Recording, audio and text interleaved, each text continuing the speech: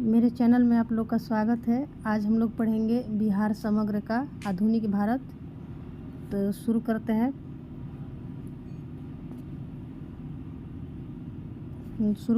इसमें दिया है, फर्रुखियर के शासनकाल में बिहार शहजादा मिर्जा अहमद को नाममात्र के अधिकार दिए गए और बंगाल के नाजिम शुजाउद्दीन को उसका सहायक नियुक्त किया गया। शुजाउद्दीन ने बिहार का प्रशासन चलाने के लिए नवाब अलीवर्दी खां को उपनवाब या नायब आजिम नियुक्त किया। मार्च 1739 में शुजाउद्दीन की मृत्यु के बाद अलीवर्दी खां ने गिरिया के युद्ध में शुजाउद्दीन के राजवंशों का हराया और 740 में उसने मुर्शिद कुली के वंशज सरफराज खां को विस्थापित कर बंगाल पर भी प्रत्यक्ष अधिकार कर लिया। इसमें जो देखेंगे कि मार्च 1739 में शुजाउद्दीन की मृत्यु हो गया। ठीक, इसके बाद क्या होता है कि गिरिया का युद्ध होता है। गिरिया के युद्ध में जो है किसके साथ होता है, तो अलीवर्दी खां करता है। ये शुजाउद्दीन के जो राजवंश होते हैं उनको हराने के लिए जो है गिरिया का युद्ध करता है। इसके बाद अगला पॉइंट,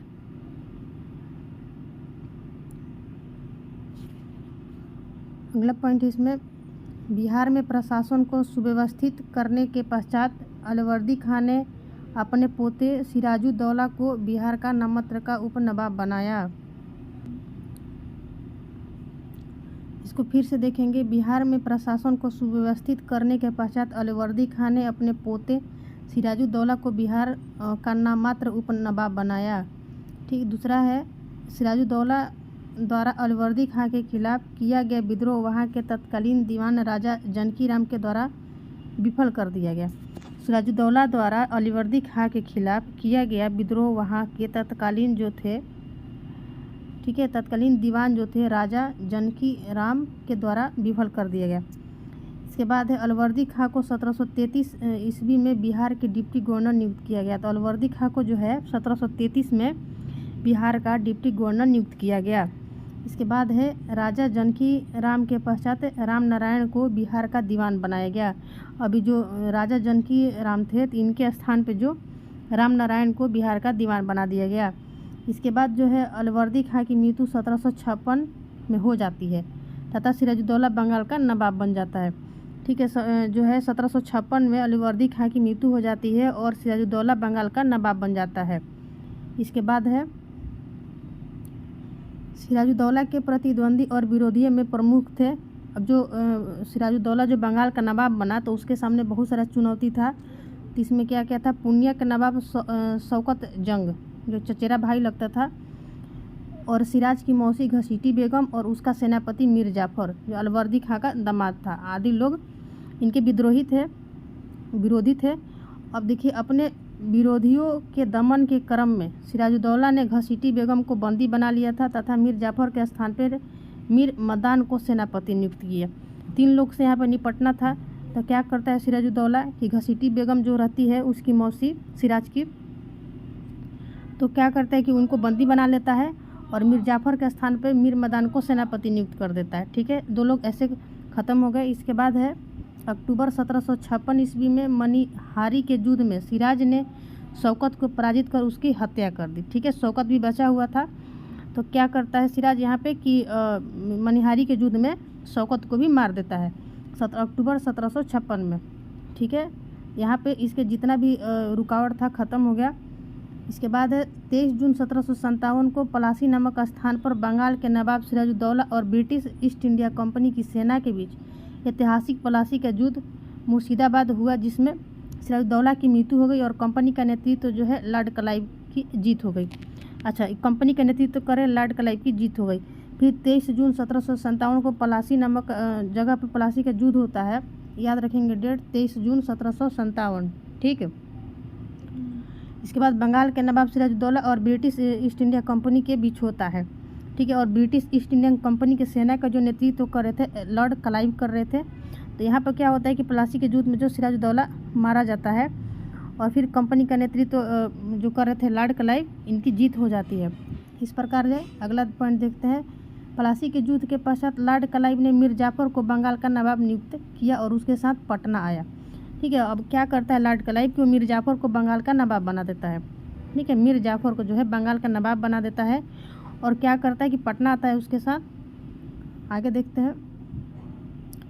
लॉर्ड क्लाइव ने मीर जाफर के पुत्र मीरन को बिहार का उप नवाब नियुक्त किया। जो मीरन था उसको जो है उप नवाब नियुक्त करता है क्लाइव, लेकिन वह नाम मात्र का प्रशासक था, जबकि वास्तविक सत्ता बिहार के नायब नाजिम राजा राम नारायण के हाथों में था। ठीक है, अगला है इलाहाबाद की संधि के बाद रॉबर्ट क्लाइव ने 2 उप दीवान नियुक्त किए। इलाहाबाद का संधि होता है उसके बाद जो है रॉबर्ट क्लाइव होता है 2 उप दीवान नियुक्त करता है। इसमें बंगाल के लिए मोहम्मद राजा खां और बिहार के लिए सिताब राय को नियुक्ति देता है। ठीक है, तो इसको भी याद रखेंगे।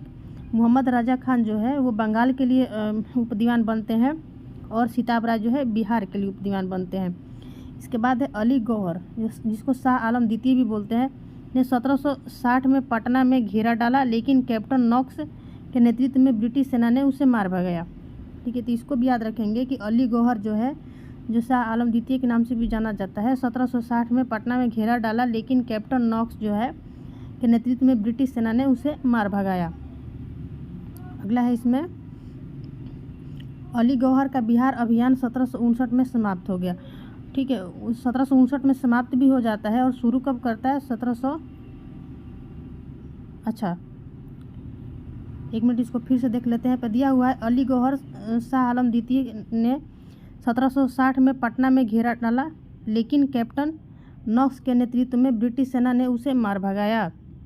ठीक है, इसके बाद है अली गौहर का बिहार अभियान जो है 1759 में समाप्त हुआ।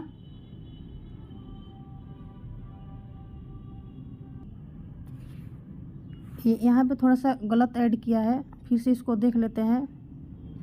अली गौहर शाह आलम द्वितीय ने 1760 में पटना में घेरा डालता है, लेकिन कैप्टन नॉक्स जो है के नेतृत्व में ब्रिटिश सेना ने उसे मार भगाया। 1760 में पटना में घेरा डालता है और यहाँ पे दिया हुआ है कि 1759 में जो है उसका बिहार अभियान समाप्त हो जाता है। तो इसके जगह पर 59 के जगह पर 65 होगा। ठीक है, ये गलत दिया हुआ है। 1765 में जो है उसका बिहार अभियान जो है समाप्त हो जाता है अली गौहर का। इसके बाद है अगला देखते हैं। मुगल सम्राट आलमगीर द्वितीय की मृत्यु के बाद अली गौहर ने दिल्ली के सिंहासन पर अधिकार के लिए अंग्रेज़ों का सहयोग किया। ठीक, पटना में अंग्रेज़ों की फैक्ट्री में अली गौहर का राज्याभिषेक हुआ।